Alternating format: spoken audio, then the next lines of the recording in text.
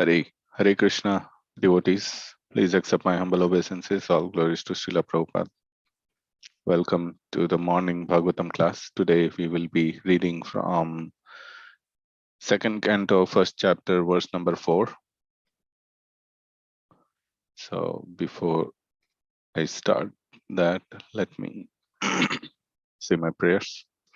Om Atymirandasya Gyananjana Shalakaya Chakshurunmilitam Yena Tasmai Shri Gurave Namaha Shri Chaitanya Manobishtam Stapitam Yena Bhutale Swayam Rupa Kadamahyam Dadadi Swapadantikam Vandeham Shri Guru Shri Shri Gurun Vaishnavamscha Shri Rupam Sagrajatam Sahagana Raghunathan Vitam Tam Sajivam Sadvaitam Savadutam Parijana Sahitam Krishna Chaitanya Devam Shri Radha Krishna Padan Sahagana Lalita Shri Vishakhanvitamscha He Krishna Karuna Sindhu Dina Bandho Jagatpate Gopesha Gopika Kanta Radha Kanta Namostute Tapta Kanchana Gaurangi Radhe Vrindavaneshwari Vrishabhanu Sute Devi Pranamami Hari Priye Vanchakalpatarubhayascha Kripa Sindhubhya Evacha Patitanam Pavanebhyo Vaishnavebhyo Namo Namaha Jai Shri Krishna Chaitanya Prabhu Nityananda Shri Advaita Gadadhara Shri Vasadi Gaura Bhakta Vrinda Hare Krishna Krishna Krishna Hare Hare Hare Rama Rama Rama Hare Hare Nama Om Vishnupadaya Krishna Prestaya Bhutale Srimati Bhakti Vedanta Swami Niti Namine Namaste Saraswati Devi Gauravani Pracharine Nirvishesha Shunyavadi Paśyata Deshe Tarine. Let me share my screen for today's verse.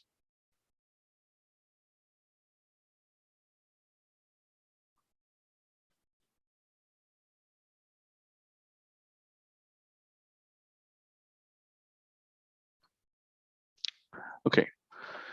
Dehapatya kalatradishva atma sainyeshva asatsva api tesham pramatto nidhanam paśyann api na paśyati. Dehapatya kalatradishva atma sainyeshva asatsva api tesham pramatto nidhanam paśyann api na paśyati. We'll read the synonyms or the word-to-word meanings. Deha, body, apatya, children, kalatra, wife, adishu, and in everything in relation to them, atma, own, sainyeshu, fighting soldiers, asatsu, fallible, api, in spite of, tesham, of all of them, pramatta, too attached, nidhanam, destruction, paśyann, having been experienced, api, although, na, does not, paśyati, see it. Translation: persons devoid of Atma Tattva do not inquire into the problems of life. Being too attached to the fallible soldiers like the body, children, and wife. Although sufficiently experienced, they still do not see their inevitable destruction. Purport by His Divine Grace, Srila Prabhupada.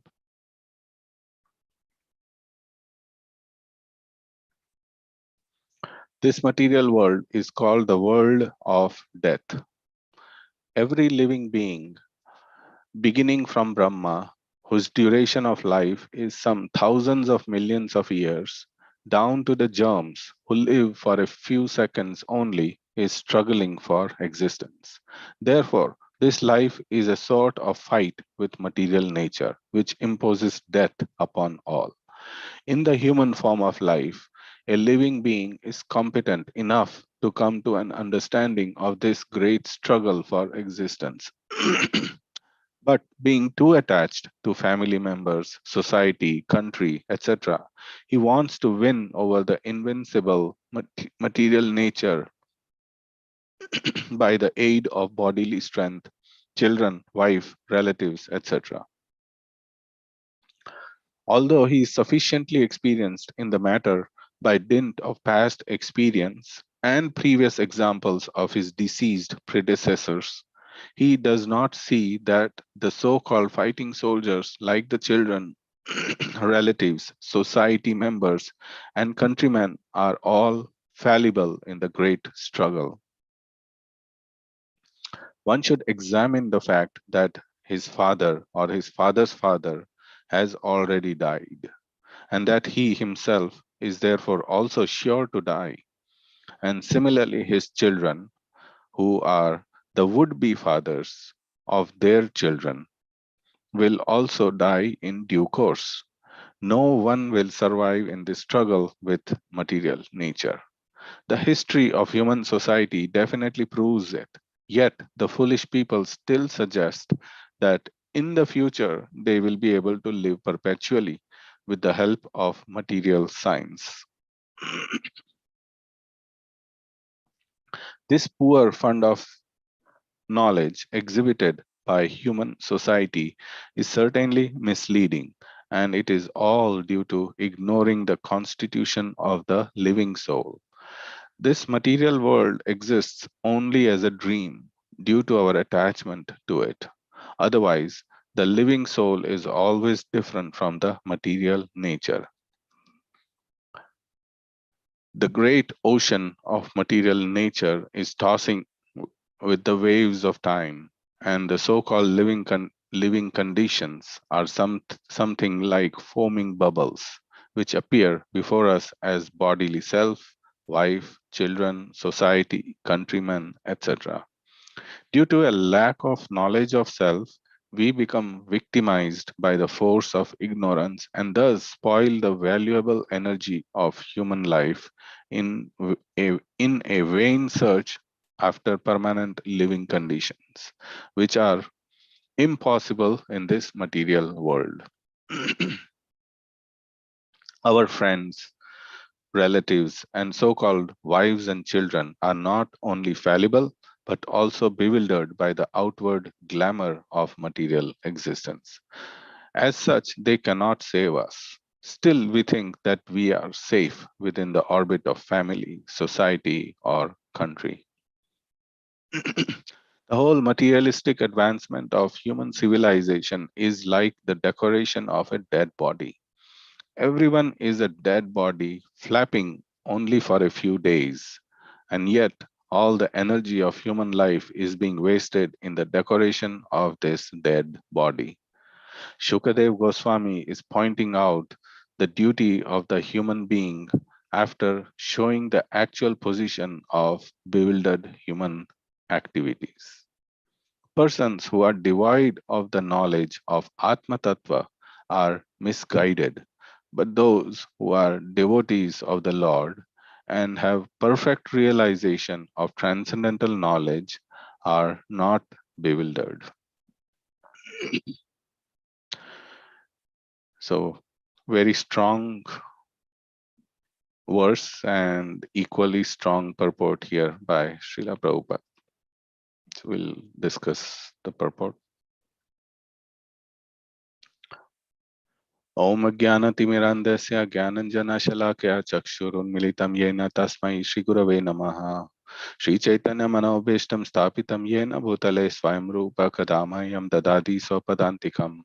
I was born in the darkest ignorance, and my spiritual master opened my eyes with the torch of knowledge. I offer my respectful obeisances unto him. When will Srila Rupa Goswami Prabhupada, who has established within this material world the mission to fulfill the desire of Lord Chaitanya, give me shelter under his lotus feet? Okay, Hare Krishna again. So, this verse, Bhagavatam 2.1.4, like I said, it's at least even though we have heard it so many times, and Prabhupada keeps repeating these in many and most of his lectures, still when it comes, it feels like it gives a blow, it gives a jolt in our heart. So, like the verse says, persons devoid of Atma Tattva, do not inquire into the problems of life, being too attached to the fallible soldiers like the body, children, and wife. Although sufficiently experienced, they still do not see their inevitable destruction. So, which is like pretty much all of us, or at least definitely me. So the verse is saying that we are attached, or people are attached, too much attached to the fallible soldiers. So fallible soldiers like body, children, and wife. Now, what does a soldier mean? In our normal use of language, we refer to soldiers as people in the army. And what is their duty? What is their function? They are there to protect us, the citizens of the country. So that is the function of a soldier. And here, the soldiers being talked about are the body, children, and wife. And we see that so Prabhupada in the purport, he's explaining that in the human form of life, a living being is competent enough to come to an understanding of this great struggle for existence. But being too attached to family members, society, country, etc., he wants to win over the invincible material nature by the aid of bodily strength, children, wife, relatives, etc. So if we see the sequence, first of all, the child grows, and as they become as they grow, they become young, and there is an attraction between a male and a female. So that inherent sex desire is the cause of that attraction, and when that attraction fructifies, that's when a, a, a, a male and a female, they unite, they marry, and then they unite. And once they marry, then wife, like I was listening to Prabhupada's lecture on this verse also. So he said that wife is also called a stri, and stri means expansion. So how expansion? Like when they come together, in it's both stri and meaning the wife and the husband. But in general, what it means is that when they come together, it means expansion of attachment, expansion of everything. For example, with a marriage comes so many other relationships. For example, when a boy marries a girl, then the girl's father and mother, so they both, the children, they get father-in-law, mother-in-law, and then sister-in-law and brother-in-law and their children and their spouses, and so on. So it expands and expands. And once the marriage is done, then the next thing is, I mean, they have, the wife and husband are there, they need something to live in, and that's when they look for a house, get a house to live in. Actually, this is all mentioned in the Bhagavatam verse 5, 5th canto, verse number 5, and text number 8. Pumsa striya methuni bhava metam tayor mitho hridaya granthim ahu ato griha kshetra sutapta vittair janasya moho ayam aham mameti. The attraction between male and female is the basic principle of material existence. On the basis of this misconception, which ties together the hearts of the male and female, one becomes one becomes attracted to his body, home, property, children, relatives, and wealth. In this way, one increases life's illusions and thinks in terms of I and mine. So this is a sequence that I had begun to talk about. So when they unite, then they get a home or and some property to live in, to share their to share each other and to share everything with others. And then the next is natural sequence is children. So when the children come, the attraction again increases in taking care of the children, uh, giving them a good future, etc. And the love for children is natural for the parents. And to do all this, wealth is required, and maintaining the family, maintaining the home. So wealth is required. And to get the wealth, one has to work hard. So in this way, the attachment keeps on increasing, which began with just the attraction between a male and female. One attraction between male and female then increases and expands into so many different things and different attachments and attractions. So in this, again, coming back to 214, so this says that although sufficiently experienced, they still do not see their inevitable destruction. So everyone of us, or people in general, they know about their inevitable destruction, meaning that ev- there would be hardly any person whom if we ask that do you will you live forever, or are you you know you'll die one day? So they all agree that yes, we will die one day, and it is pretty evident. It is self observable. Everyone has seen that their father, their grandfather, they have died, and in general, it's said death is as sure as death. So even after having seen all that, people still keep on increasing their attachments. And again, going down a little bit in the purport, Prabhupada mentions that these different things that come in our lives, the the marriage between the girl and the boy, the children, the relatives, friends, homes, wealth, all of these different things, they are coming together like forming bubbles. And in another place in the Bhagavatam, it's also mentioned, the example is given that of straws. In a ocean, when the waves come, there are many different straws. They come to the shore and then again go back. So we see that there are many different straws that come together, and when the waves go back, the straws go back.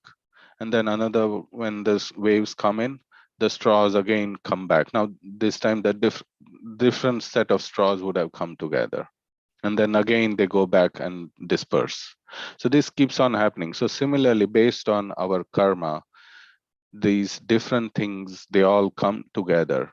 A husband and a wife and a particular child or children, friends, relatives, home, wealth, all of these different things come together based on our past karma. And everything then again winds itself back. So with our destruction of our body, these things are all again going back, and based on the karma that we have done in this life, again in the next life, these different sets of people, relatives, and everyone will come together, and again it will go back.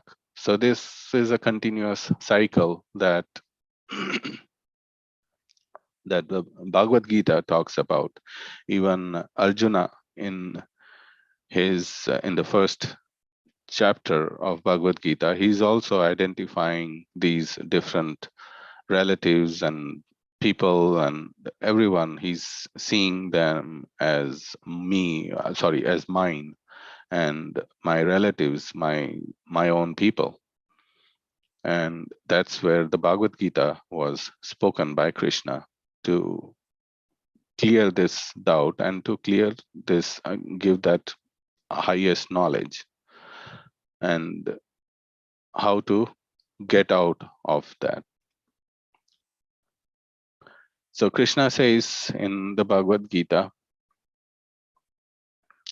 8.15, Mam upetya punarjanma dukkhalayam ashashvatam napnuvanti mahatmanaha samsiddhim paramam gata. After attaining me, the great souls who are yogis in devotion never return to this temporary world, which is full of miseries because they have attained the highest perfection. So Krishna gives the formula, and not just this verse, but many others.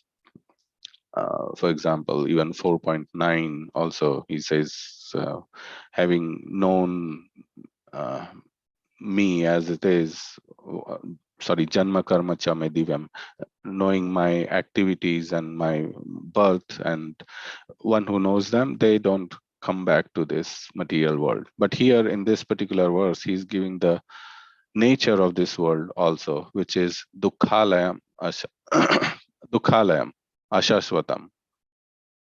So this world is ashashvatam, meaning it is temporary, and it is dukkhalayam, meaning it is full of miseries. And how to get out of that? Mam upetya puna janma. So after after attaining me, means like Mam upetya. The great souls who are yogis in devotion never return to this temporary world, which is full of miseries. So it's basically surrendering unto Krishna, and which is the same also. Just 2 or 3 days back, I had quoted this verse also, Nate vidu svarthagatim he Vishnum. So in Bhagavatam 7.5.31, sorry. Persons who are strongly entrapped in the consciousness of enjoying material life and who have therefore accepted as the leader or guru a similar blind man attached to external sense objects cannot understand that the goal of life is to return home back to Godhead and engage in the service of Lord Vishnu. As blind men, guided by another blind man, miss the right path and fall into a ditch, materially attached men, led by another materially attached man, are bound by the ropes of fruitive labor, which are made of very strong cords, and they continue again and again in materialistic life, suffering the threefold miseries. So we see how all of these verses, they come together, which is the central point of this verse, which is that even after seeing and experiencing these things in our lives, the realizations also may have come. We continue to engage in these temporary activities and thinking that these soldiers, which are the body, children, and wife, will save us. And what is that fear? Save us from what? That fear is the ultimately we want to remain in this world. We don't want to die.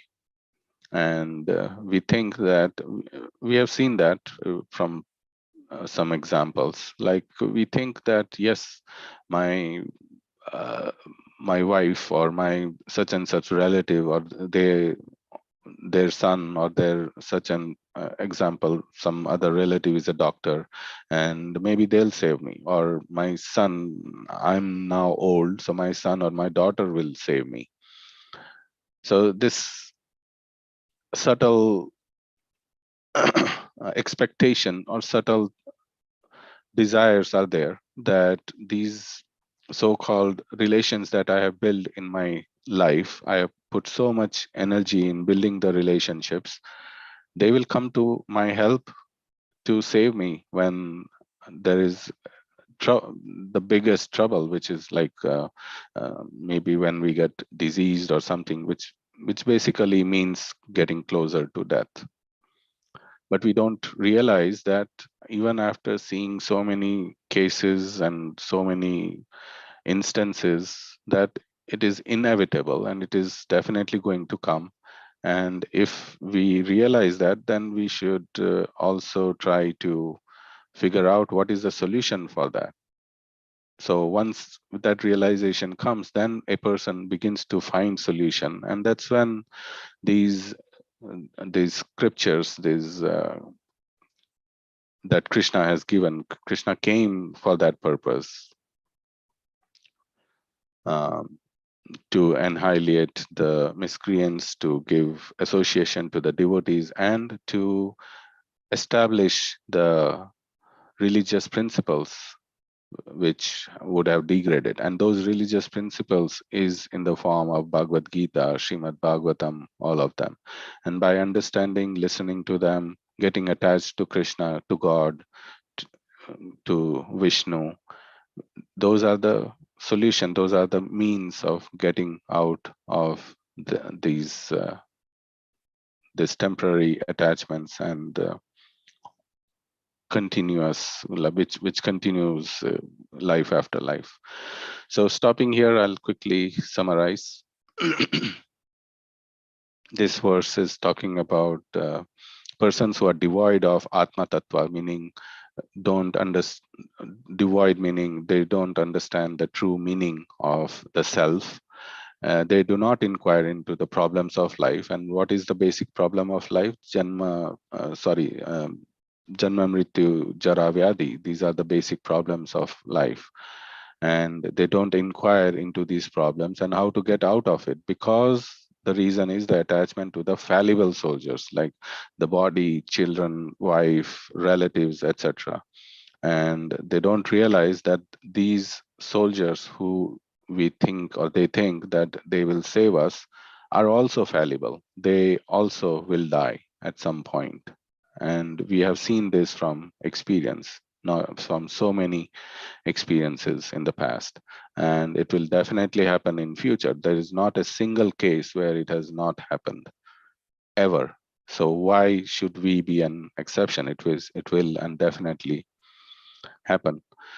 And I quoted a couple of other verses. How to get out of it is Bhagavad-Gita 8.15, where Krishna says that after one attains me, those persons never come back into this material world, which is full of miseries, dukkhalayam, ashashvatam. Similarly, in the Bhagavatam also 7.5.31, it is mentioned that those who take shelter of Lord Vishnu, nate gatim swarta gatim hi Vishnu, they can cut the cord with this material world, with this temporary world, which is full of threefold miseries, and get out of this into a permanent or spiritual life. And in Bhagavatam also, in this, after Sukadev Goswami has mentioned this, he's also going to give the exact same solution. I did not want to go into the future, but the very next verse talks about the solution, which is the same. O descendant of King Bharata, one who desires to be free from all miseries must hear about, glorify, and also remember the personality of Godhead, who is the super soul, the controller and the savior from all miseries. So in the verses following, the same solution is also given. So I'll stop here. It's 8 o'clock, and I'll invite any questions if there are any, or discussions, comments.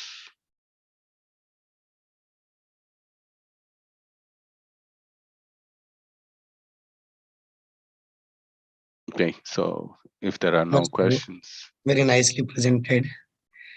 So thank you so much. Yeah, we'll stop here then.